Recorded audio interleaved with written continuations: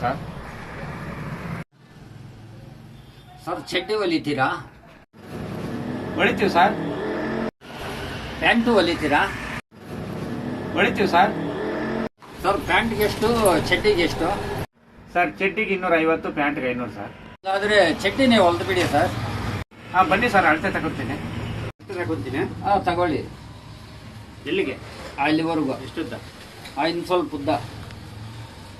ಇನ್ನೂ ಸ್ವಲ್ಪ ಕೆಳಗಡೆ. ಇಲ್ಲಿಗೆ? ಇನ್ನೂ ಸ್ವಲ್ಪ ಕೆಳಗಡೆ. ಇಷ್ಟು? ಹೌದು. ಅಷ್ಟುದ್ದ ಇರ್ಬೇಕಾ ಪ್ಯಾಂಟ್ ಉದ್ದ?